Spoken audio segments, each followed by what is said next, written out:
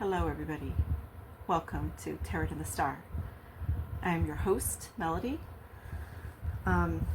Today I wanted to cover the folktale of Utsuro-bune, which is hollow boat in Japanese. If I'm butchering this, please let me know. But it's Utsuro-bune. And basically this folk tale, and people don't know if it's real or a folk tale, okay, because it's written down in Japanese folklore, but you know, it's not certain if this really happened or didn't happen. The account goes like this. A young woman that was aged 18 to 20 years old arrived,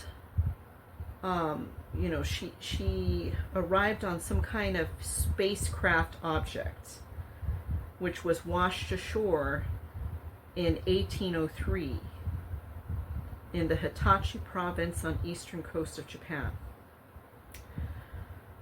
The woman looked like she could have been Russian descent from what was said. She had reddish hair. She had very strange clothes on. The clothes were reminiscent to the late 1700s. And she had some kind of hairstyle that had like a animal fur that was kind of looped within the hair. She couldn't communicate to the Japanese people, and they couldn't communicate to her. So the fishermen that had brought her inland decided to put her back out on sea, and then they let her drift away. What they did notice about her is that her boat, the vessel that she was traveling in, was kind of transparent. It had windows that were transparent. It was shaped oddly. The girl was about close to 5 feet tall. She was maybe 4 something foot. She had a pinkish white skin, and she was carrying a box that she held close to her. She wouldn't let anybody touch it. Part of the lore is that they're saying that they saw somebody had washed ashore previous to her that didn't look like her. It was not similar in the look or the way that their appearance was. But they had a box as well, and in that box was a severed head.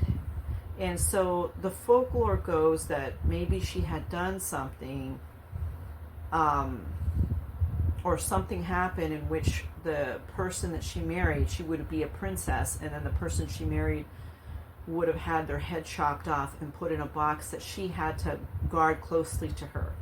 She would have been ostracized and sent out to sea to fend for herself. Now, we don't know if any of this is true, right? Can you imagine if any of that's true? And this is so foreign for that time, okay? Especially the fact that she's traveling in a weird spacecraft, and she's holding this weird box close to her. There's no record of anything like that ever occurring in that time frame. So we're going to go ahead and dive into this mystery. We're going to see if we can find out anything about this, whether it's folklore, if it's not folklore, right? I mean, let's figure it out. We're going to find out together, you guys. I'm so glad that you guys are joining me for another Tarot of the Star, so that we can look into this mystery of this Utsuro-bune, hollow boat. Spirit guides, please show me if this woman that washed ashore in Hitachi province in the eastern coast of Japan in 1803, if this woman that was looking like she was Russian descent, if she was a real character or if it was folktale. Please show me the answer to this, and if she is real, please show us the story that goes behind this entity.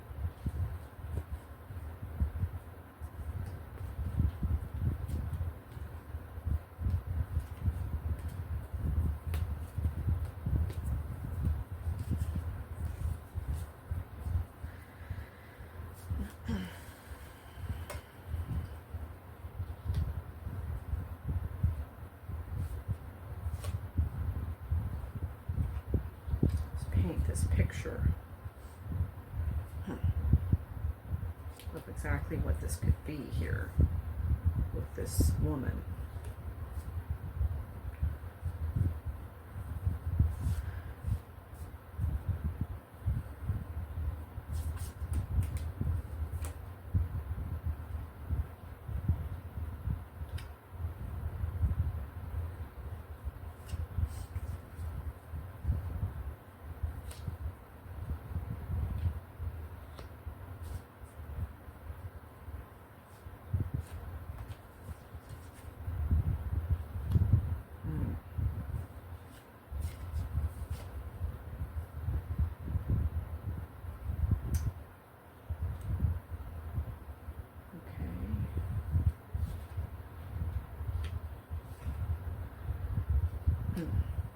I am picking up something here. I'm picking up an energy of a woman that is very strange in nature.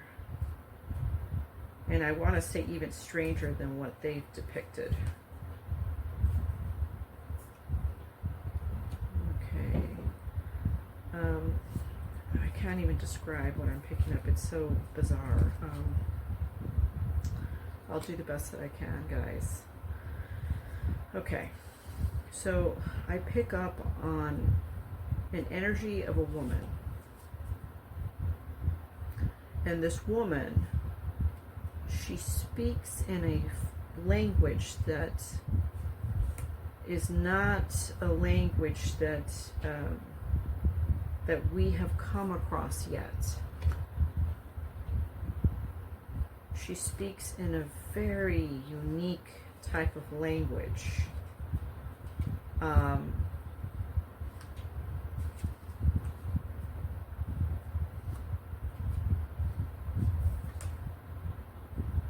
I'm getting somebody that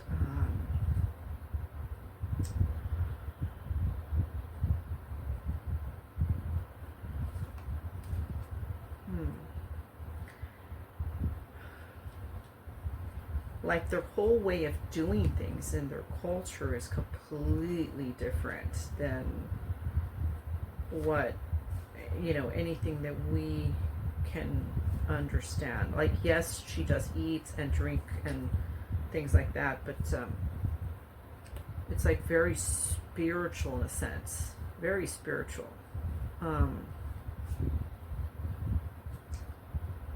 When I think of this energy, what comes to mind is something like a Shaolin or Buddhist monk.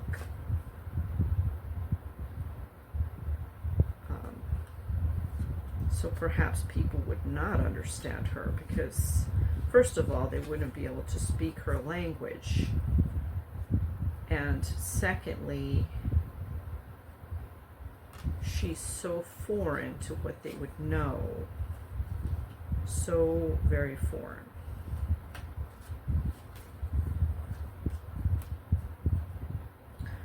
Okay, anything else for this entity that I'm picking up? She has like her expression is very docile. She's very calm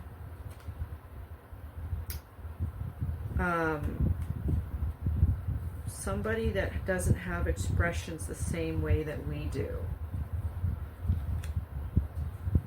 I don't see that she's alien. I don't see that. I see that she is a human just like anybody else. She was a human, I should say, because she's now gone. But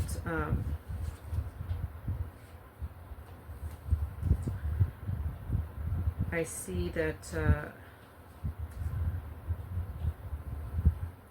this person was not exposed to a lot in her life. She was living in a place that was kind of hidden from society in some weird way.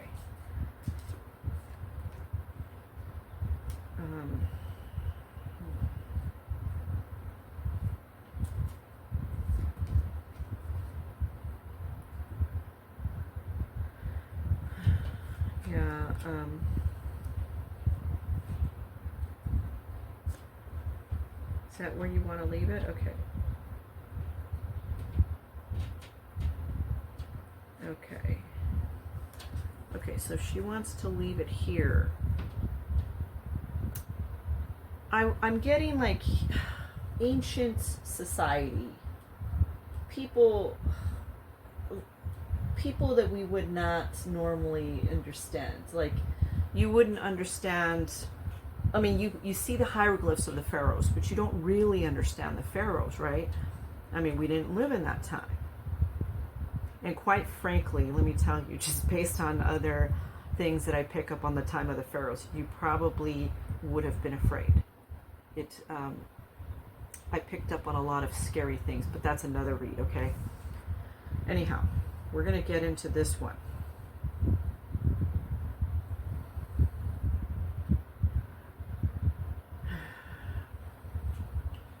I don't get I get a very calming energy from this person. I get like I said, a monk or Shaolin,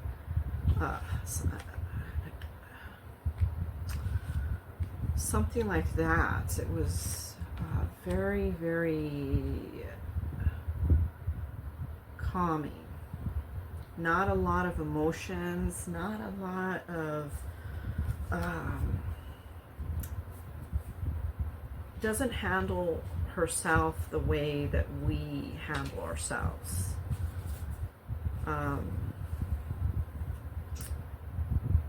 So let's see.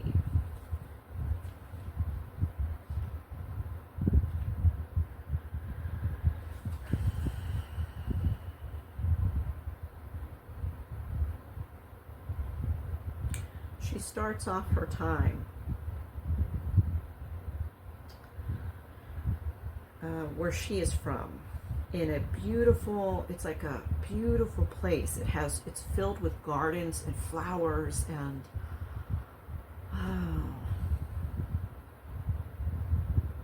it could be similar to the place that they talk about in ancient Egypt where they had gardens and things like that. It could be similar to that. This place had gardens. It had water, I see like a water stream.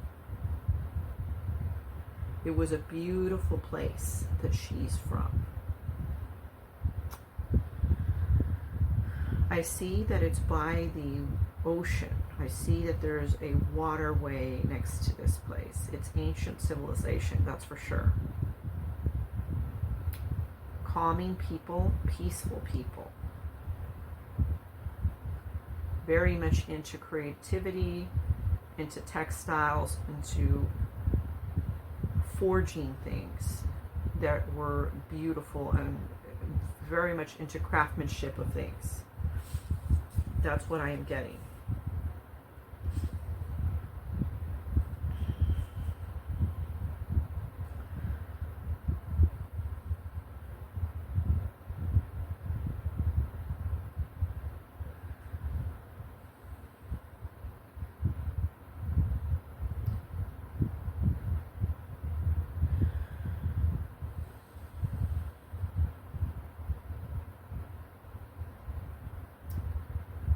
Okay, I'm trying to tune into her energy to find out exactly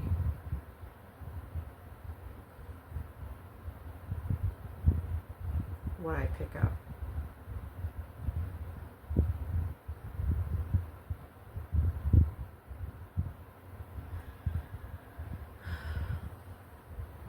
I pick up somebody that's crying. I pick up somebody that is crying.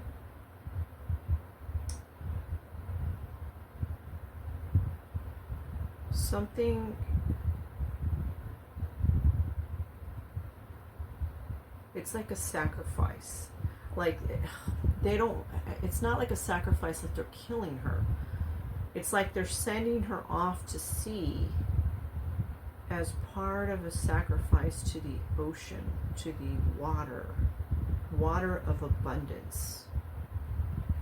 And she's very saddened by this. She didn't want to be picked to do this. She feels saddened, but then at the same time, weirdly enough, I see her rejoicing. I see her rejoicing, and she's kind of like, kind of like she understands what needs to happen, what needs to be done. It's a part of the process, it's a part of the way of their living, the way that they lived.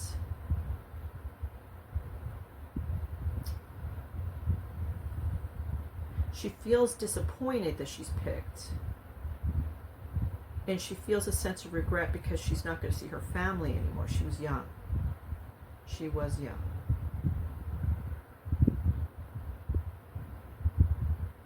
I am getting the numbers 17 to 19. So she was on a journey.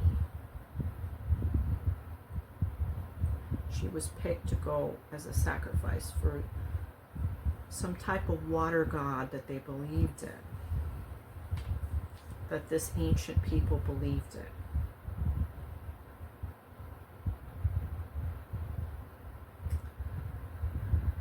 So then,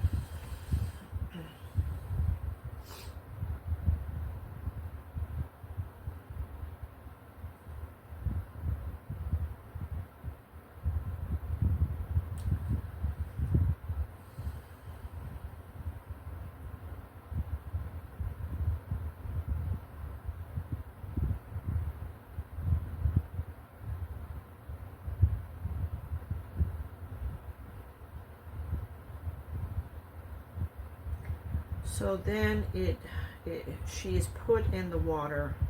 They're pushing her out to sea. They are saying a chant, a ritual, as they push her out to sea.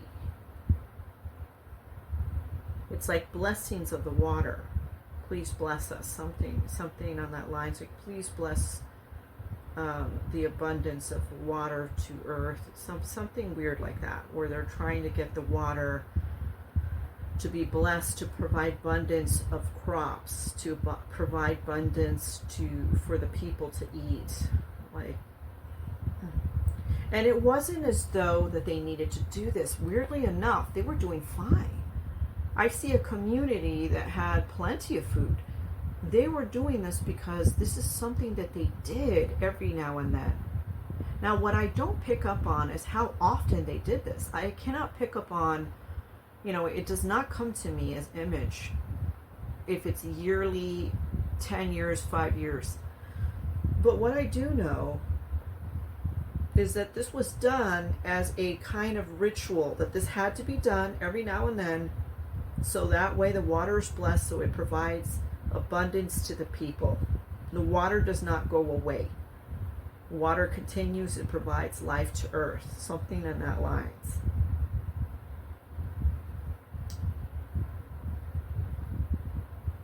She was very beautiful.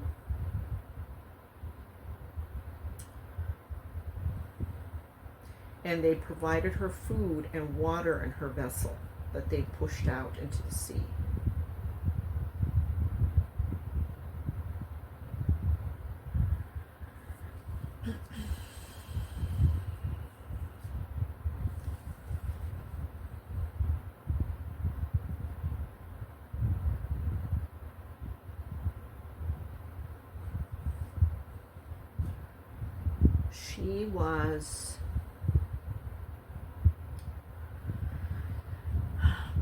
she was placed with magical rituals.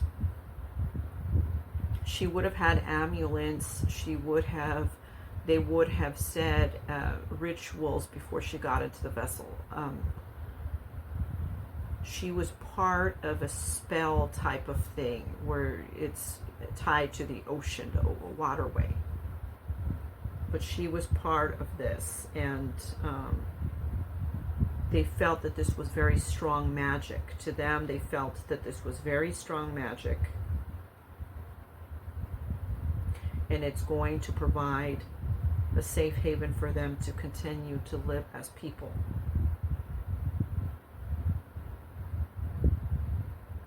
The magic has been put out. She has been set off. We set her off into the sea, and we let the magic go so we could continue to manifest us abundance of the water and of food.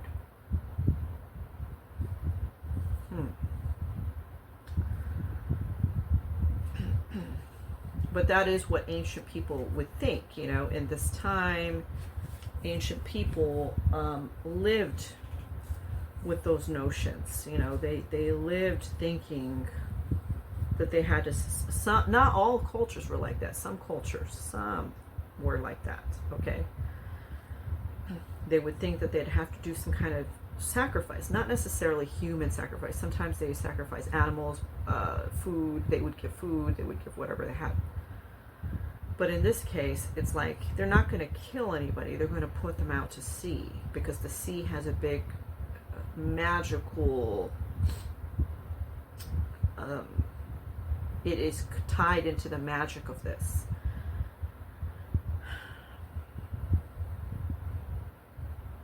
Okay.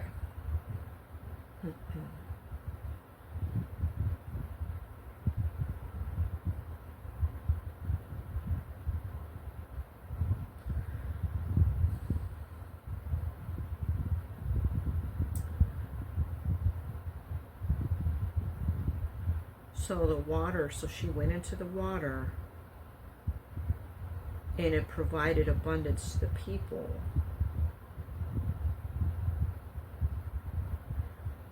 A person that would be maybe similar to a shaman is who performed this ritual with other people chanting. They were doing the spell of ritual when they sent her. It was a powerful spell.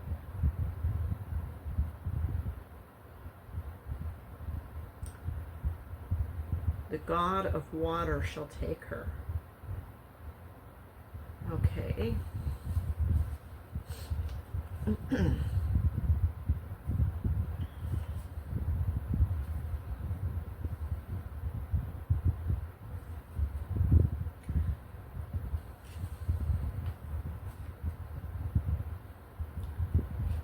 So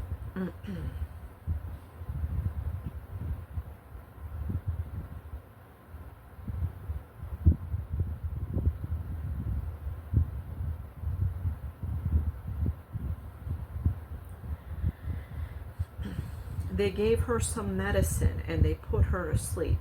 I don't know what that medicine was in that time, or these people are so alien to me, because this ancient civilization is something we have never come across. But they gave her some type of medicine that put her to sleep to allow this process to happen. They blessed her before they sent her out into the water, providing her guidance and doing the ritual that they needed to do.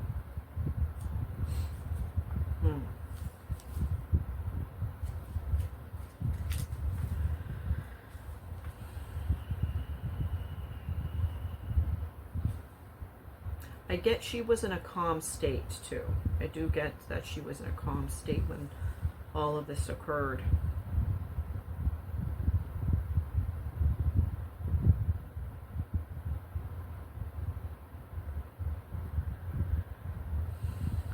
she wakes up in the vessel and she is sad. She is sad that she is alone by herself in the ocean. She is crying. She doesn't know what's going to become of her, because the ultimate goal was to sacrifice her to the ocean. So the ocean eventually is supposed to swallow her up, is what the expectation is here. Okay. Now we're going to get into these other ones on the bottom.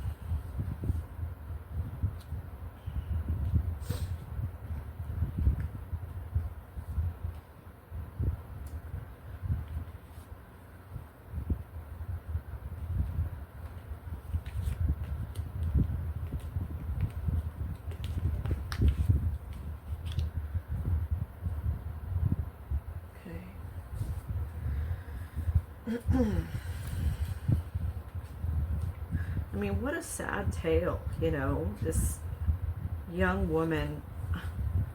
I mean, it is part of her culture, okay, it is. So she is aware of that, but it's so sad to think that they would just push her out to sea when she was unconscious, you know. Okay.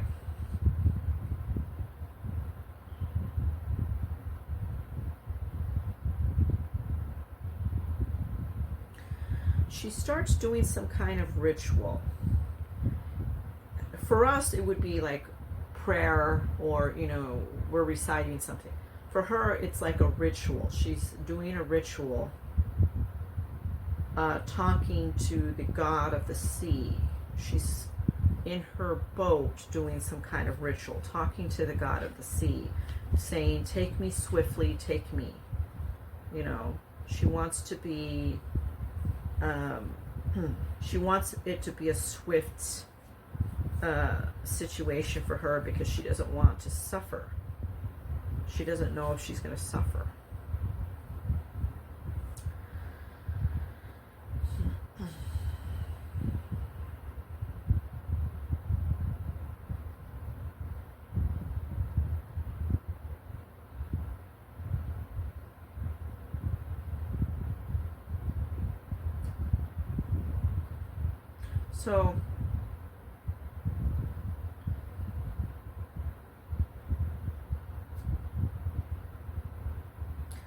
So the people find her. She drifts too close to the shore, and they get her. They grab the boat-like object and they bring it in.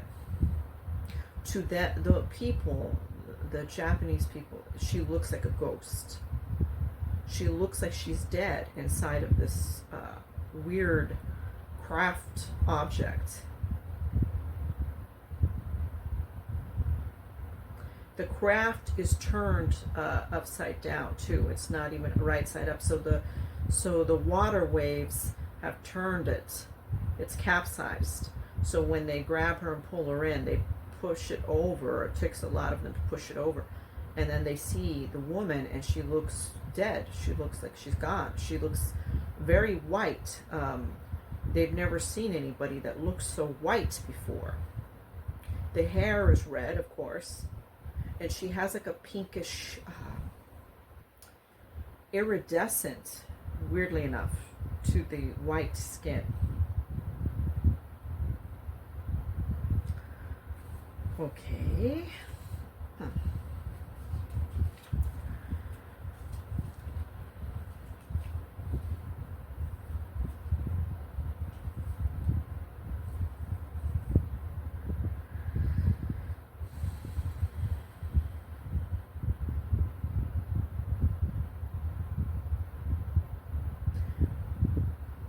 She wakes up. They pull her out, and they get her into a place, somebody's place of living. I see a woman putting a wet cloth on her, and she wakes up, and she's startled.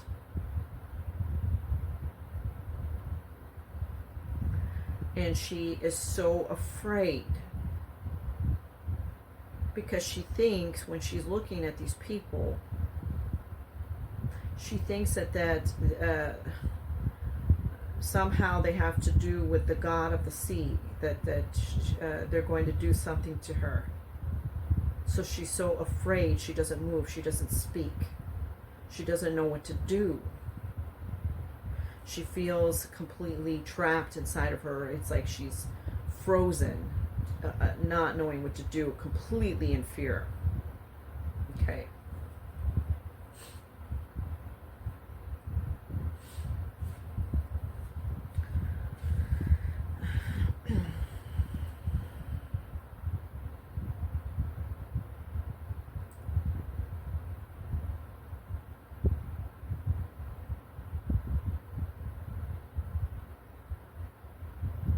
They take her to see somebody that is a head person in their town. They're taking her to some kind of temple. Some kind of temple that they take her to. And they're trying to have a head person try to talk to her, to try to identify what she is. They have no idea what she is because she's so white in color. It's different from them. It has an iridescent pink on it, the skin.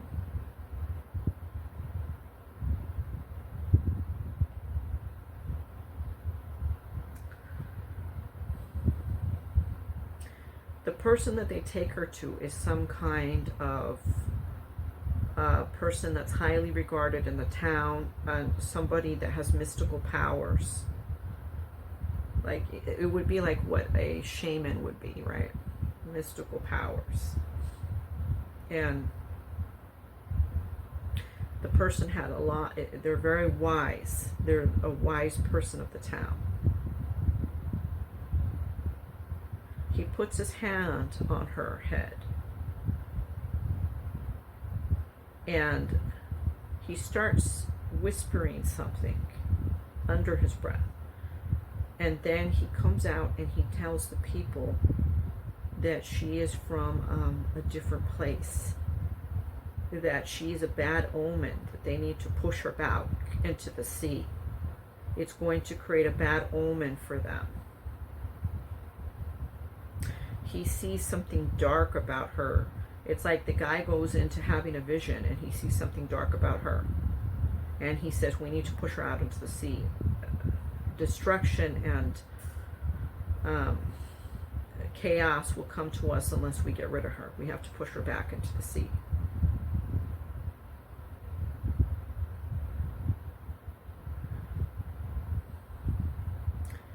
So he gets this from his higher visions, his higher power. His higher power is seeing these visions of her. That she was, what he sees is that she was pushed out to the sea and that there was chanting going on. What he doesn't see is that she was pushed out to the sea and chanting was going on because they were trying to do some kind of sacrifice to the ocean god. He doesn't see that part. All he sees is that she's pushed out to the sea and some kind of chanting. So he thinks of her as perhaps a witch of some type. So he says, we need to get rid of her right away. You have to push her back out into the sea where you have found her. She needs to go back.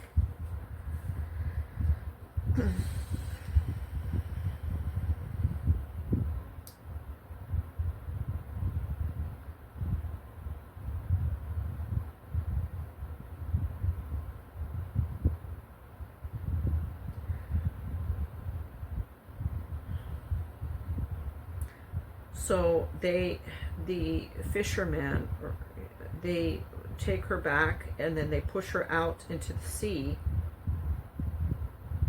And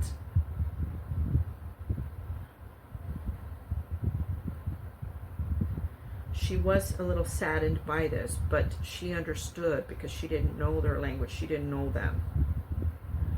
And she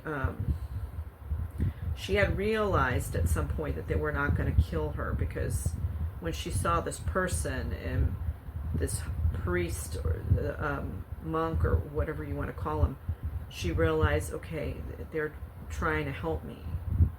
They're not going to kill me.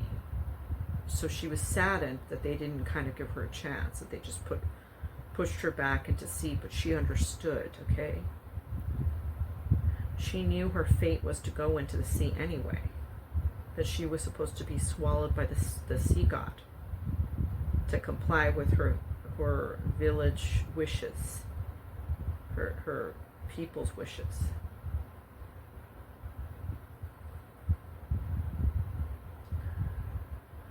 So they push her back out into the sea.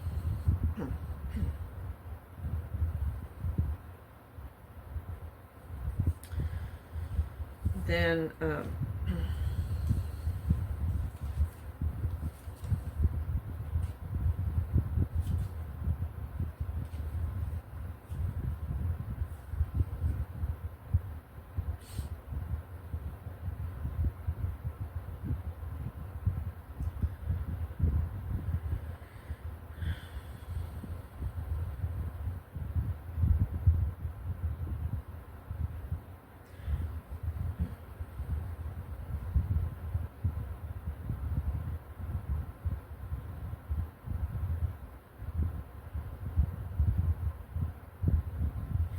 I'm trying to tune into what happened here.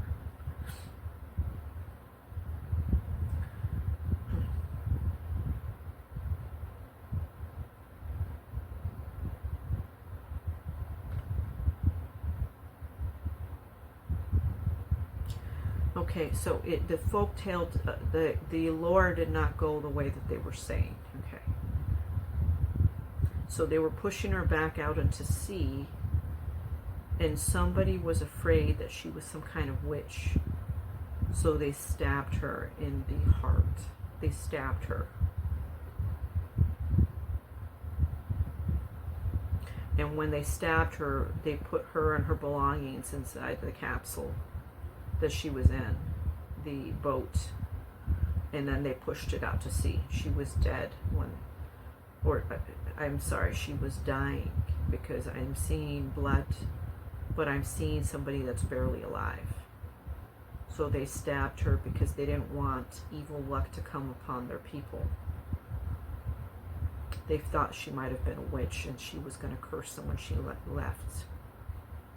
But she wasn't. She was a sacrifice. And that is something that they did not know or see. The seer, the shaman, or whatever you want to call him, he did not see that part of the vision. Okay. Spirit guides, what else can you tell us about this very strange situation with this woman that came to Japan? So obviously it was correct and real. What else can you tell us about this?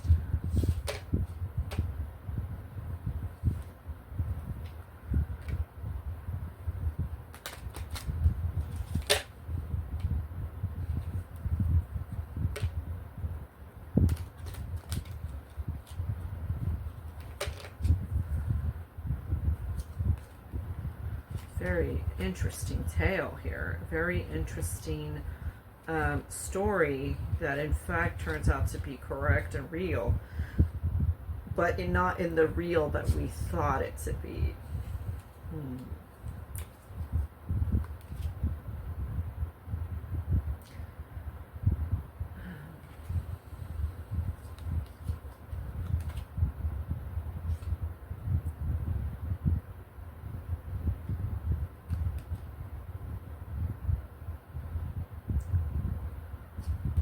Okay, marriage.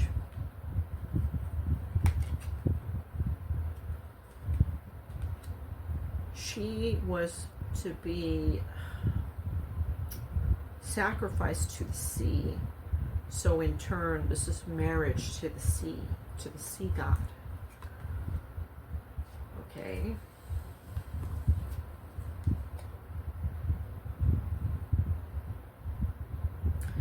Thoughts. This person that stabbed her, I don't think his people knew he did this. This was one of the people that were part of the town that she landed on. They don't know that he did this. He was fearful. He had thoughts, and he was fearful that she was a witch. But she was not. He thought she was like some kind of ghost, like what is it called?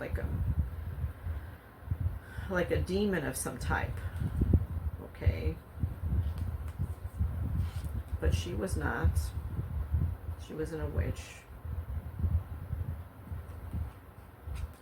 Despair. He felt complete despair after he had done that. He lived with that guilt of despair for the remainder of his life. Weirdly enough, that's what I'm getting off of his energy to doing what he did. She came from a distant horizon. She was from a distant place that no longer exists on planet Earth. It was a place that no longer exists. I see it going into the ocean. It was high honor for her to be the sacrifice for the ocean god. Very high honor. She would have been dressed in beautiful clothing, given a great meal, which they said that when they found her, she had cake and she had meat that was prepared. She had meat and cake. So they gave her a beautiful meal.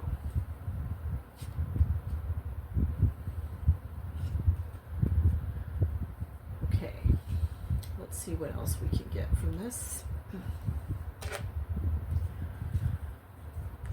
Spirit guides, what else can you tell us about this situation with this woman?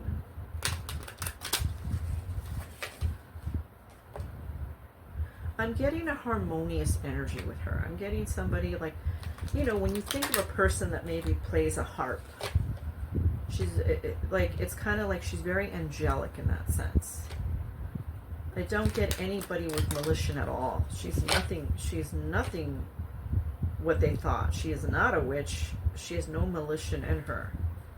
I get this very harmonic type of person that spoke in very soft verbiage, high-pitched even, I see.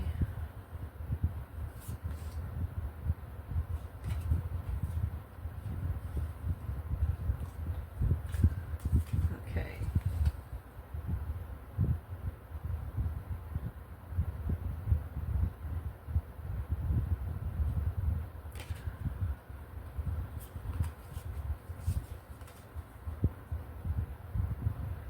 Cauldron, intention, alchemy, manifestation.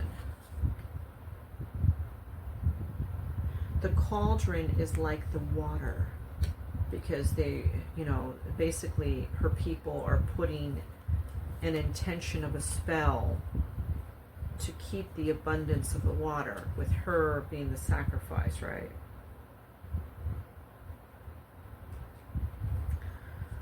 She did die in the sea.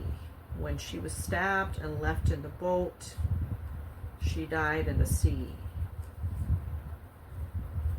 The water took over the vessel, and there would be no remnants of it. I don't pick up on remnants of this vessel. It was made out of like some glass material. It was very interesting.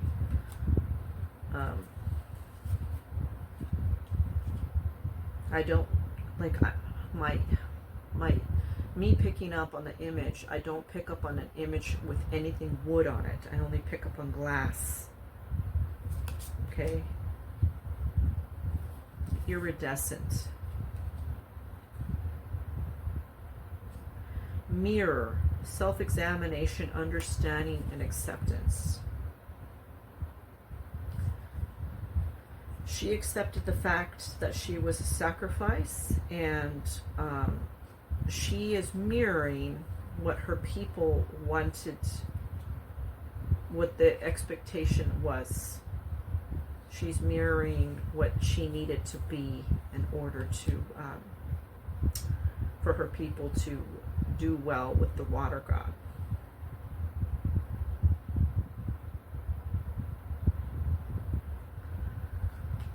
So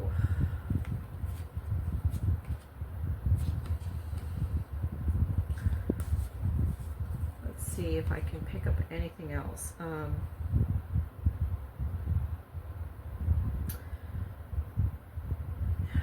In the mundane world now I roam. Inside the concrete jungle is where is my home. Remember I told you guys in the beginning of this reading, I see a place that had a lot of greenery. It was like a garden, and this card is confirming that where she lived, it was a lot of, like, I want to say plants hanging, a beautiful type of garden.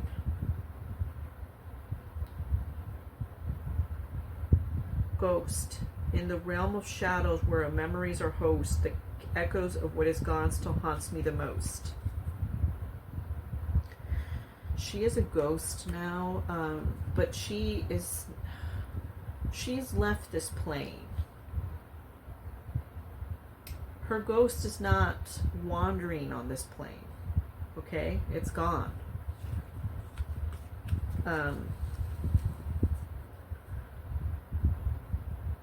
Like the energy I'm picking up here is from the past. It's not energy from the present. It's not a ghostly energy from now.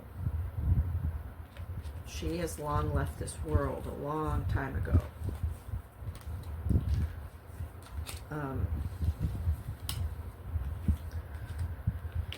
And I see that the place where she used to live was green, but it was by an ocean. And the ocean had devoured that place. It was taken away. Things crumbled, I see, and then the water. It's just, you know, you would find remnants maybe where she lived under the water.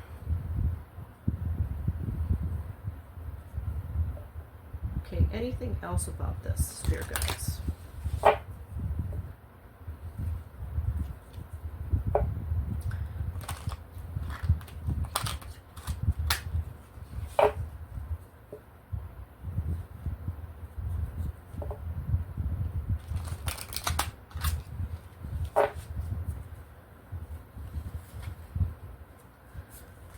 So,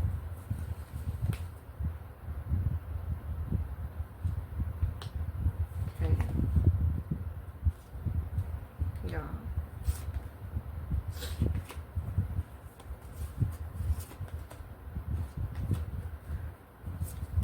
What else?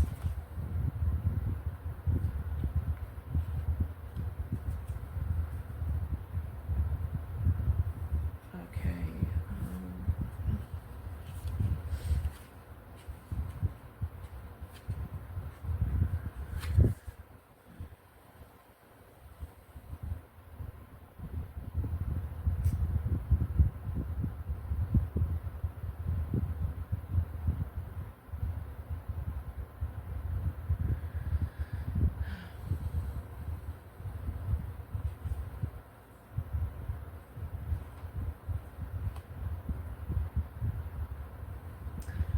Her people made her be the sacrifice, and she had to live up to that expectation. She had to be the sacrifice, and part of being the sacrifice is, you know, not just the chanting, but they give you food. It's like I'm seeing like a festival feast that is for several days leading up to that situation.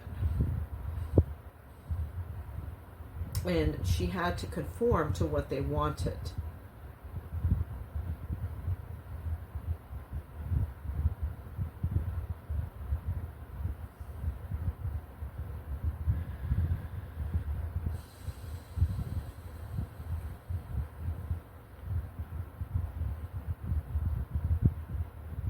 She was very frustrated in the beginning when she was picked to be the sacrifice. She was very frustrated because she still wanted to live life.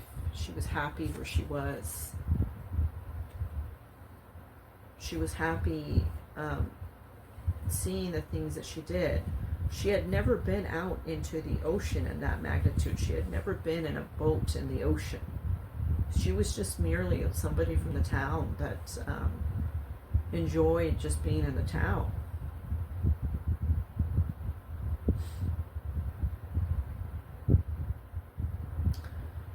So I'm going to read this here to you. This one's called Lunar Exile.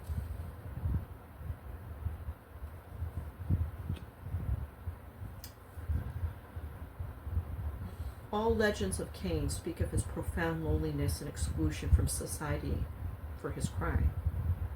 When this card appears, consider whether you may have intentionally or not cut yourself off from family or friends. Disconnection from others can make us grow as prickly as Cain's thorns. Do not suffer needlessly in silence. Find a healthy way to restore connection. But for her, she wasn't cut off from society for a crime. She was let go because they were sacrificing her to the god of the water. But the part that is correct about this is that the disconnection, the terrible disconnection she felt, the sadness and loneliness in the ocean, was felt by her. And she found the courage to continue up into her very death. When she was dying after she was stabbed by that man, she thought, well, this is a better way than to be cast out into the ocean, and I'm just going to be in the ocean until the ocean swallows me up like my people wanted. And this is a much better way for me because it's swift. It's kind of like in her mind, he did me a favor by doing this. It's swift. She did feel a little bit of betrayal because she was just like, I thought they were just going to cast me into the ocean. And then all of a sudden this guy pulls a knife out and stabs her while he's putting her into the boat because he thinks she's a witch. Like, how awful, right? How awful. But then that guy lived with that crime for the rest of his life. He felt immense grief and sadness about that situation because he thought about it, and he thought, she probably wasn't a witch. I stabbed an innocent young woman. Okay, spirit guides, any last messages to kind of wrap this interesting story up? Any last messages?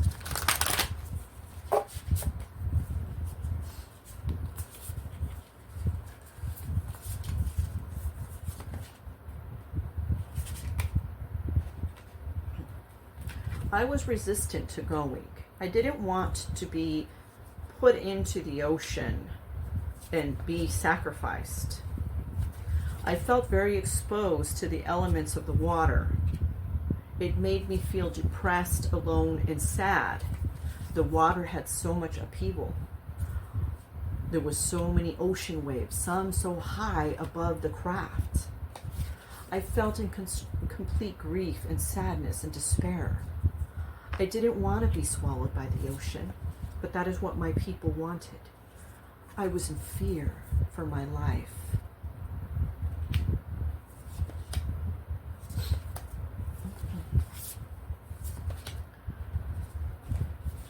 But by the grace of everything,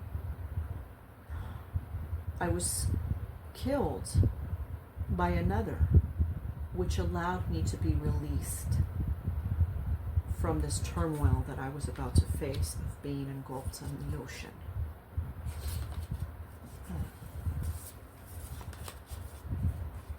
I was free. Now my soul is free.